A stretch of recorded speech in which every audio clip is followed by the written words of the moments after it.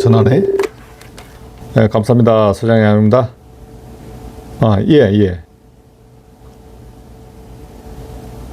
회의실 쪽에 그 FCU가 고장났다고요? 수리 어떻게 하냐고요? 예, 기준은 뭐 저희가 수리할 뭐 의무 같은 건 없는 거거든요. 예? 교체해 달라고요?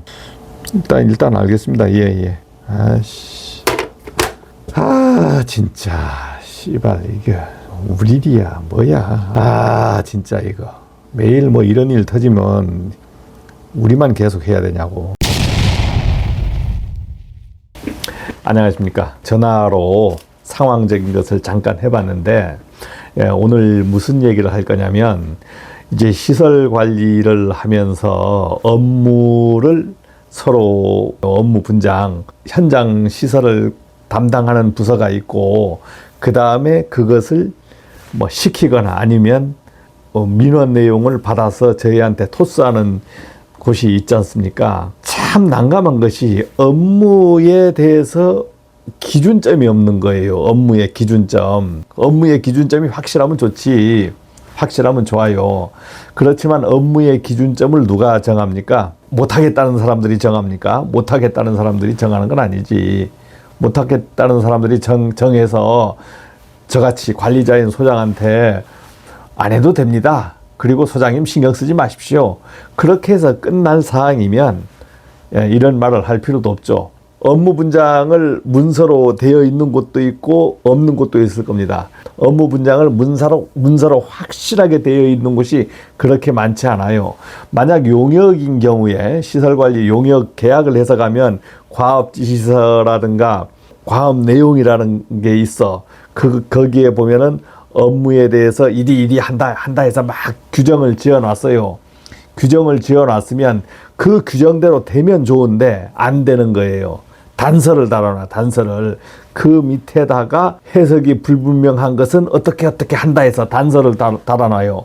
단서를 달아놓게 되면 누구한테 유리합니까? 용역이다 했을 때는 을한테 유리하지 않고 갑이 해석을 마음대로 할 수 있게끔 해놨습니다. 그리고 이렇게 업무 계획서 같은 걸 이렇게 작성을 해서 만들어 놓고 이제 제출도 하기도 합니다. 이것이 책대로 이 내용대로 되냐? 조항 보면서 일을 합니까?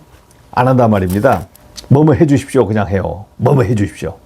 우리가 못하는 게 있어. 그런데 그 사람들은 질러요. 무작정 질르고 보는 거야. 못한다 하면 왜 못합니까? 이제 묻고. 군인들이 알아서 그냥 처리해주면 좋은데 견적서 받아주십시오. 뭐 받아주십시오. 이야, 오만 거 그냥 다 시키는 거야.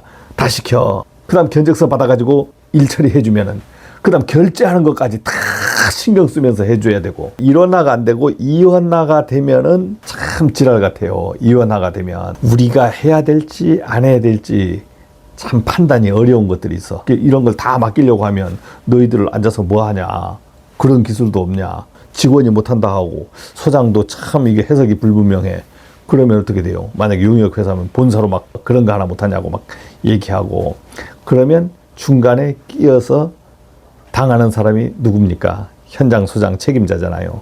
현장 소장은 이러지도 못하고 저러지도 못해요. 피하는 백성은 누구냐? 직원들이지, 직원들. 뭐 오다 가지고 와서 야 이거 좀 어떻게 해볼까? 회의 좀 해가면 그거 왜 우리가 합니까? 왜 우리가 합니까? 왜 제가 합니까? 이렇게 탁탁 치고 나오면 이러지도 저러지도 못해. 저희 현장도 이제 FCU가 있어요. FCU인데 천정령 FCU가 있습니다.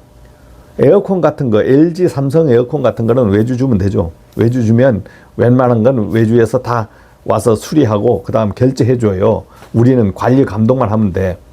고장난 거 고쳐졌는가, 그 다음 돌아가고 있는가, 점검 같은 건 당연히 해야지. 그런데 저희 현장 같은 경우에는 이제 중소기업 제품이란 말입니다. 전국에 AS망도 없어. 고장났다. 부속도 어디 파는 데가 없어. 거기에서 가져와야 돼. 그 다음에 수리. FCU 하나 수리하기 위해서 육지에서 오는 비용이, 출장 비용이 FCU 한번 교체하려고 하면 100만 원 이상 드는 거예요. 비행기 타야지. 그 다음에 수리비, 그 다음 자재비 하다 보면 돈 100만 원씩 하는 겁니다. 저희 현장 같은 경우에는 버티지 못해가지고 저희 직원들이 이제 FCU 교체 기술을 전수받아가지고 직접 교체하는데 사실 직접 교체해 보면 뭐 그렇게 어려운 건 아니에요. 어려운 건 아니라고. 일일이 참 사정 다 들어주려고 하다 보면 일이 범위가 많이 늘어나는 겁니다. 늘어나는 거예요. 그런데 이제 거꾸로 한번 얘기할 것은 현장에서 여러분들이 막 일이 있잖아요. 일이 있으면 사실은 그것을 피하는 것보다 맡아서 할 수 있으면 하는 게 좋습니다. 하는 게 좋아요. 왜? 이게 기술이잖아요. 그런 기술을 습득할 수 있는 기회가 없어. 나도 저렇게 서비스 센터 직원처럼 우리 현장에 있는 것을 한번 고치고 싶어. 실력만 있으면 고치고 싶잖아요. 그런데 할 수 있다. 책임 범위에서 그렇게 큰 문제가 안 됐다 했을 때는 맡아가지고 수리하는 것도 괜찮습니다. 괜찮아요. 이런 계획서 같은 것을 이렇게 짜놓으면 누가 아마 알아봐 주지도 않고 뭐 그래. 그런데 이게 좋은 점이 뭐냐면, 이렇게 짜놓으면 좋은 점이 뭐냐면, 어떤 사람이 어떤 계획으로 일하고 있어요 했을 때는 뭐 말이 필요 없죠. 여기에 내용을 다 정리해 놓는 거예요. 정리해 놓으면 기준이 서 있잖아. 기준이.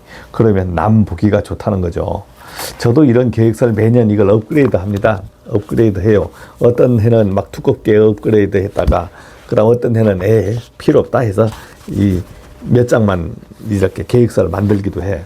그렇지만은 항상 어디든지 근무하면서 이런 계획서를 딱 만들어 놓으면, 야, 저 사람은 정확한 기준을 갖고 일하는 사람 같다. 자, 이러한 인정을 해줍니다. 이제 이 계획서 부분도 많이 얘기를 했지만, 계획서에 어떠한 내용을 제가 얘기해 줄 게 아니고, 여러분들이 이제 계획서 같은 거가 잘 없다. 매뉴얼이라든가 계획서가 없다. 그러면 네이버 카페 이드라 TV에 가서 보시면 이 내용이 쭉 있습니다. 그러니까 여러분들이 그것을 이렇게 뒤져서 볼 수 있도록 그렇게 하십시오.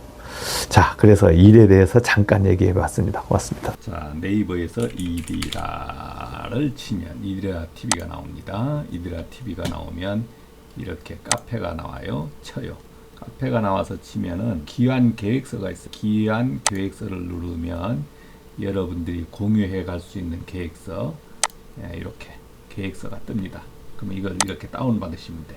내 컴퓨터에 저장 이렇게 하시면 바로 뜨고, 공유용이 뜨고, 이렇게 해서 건물관리 운영 계획서 이렇게 뜹니다. 그러면 이런 것을 여러분들이 현장에 맞게끔 이제 이렇게 맞게끔 고쳐가는 겁니다. 이렇게 고쳐가는 거예요. 자, 마치겠습니다.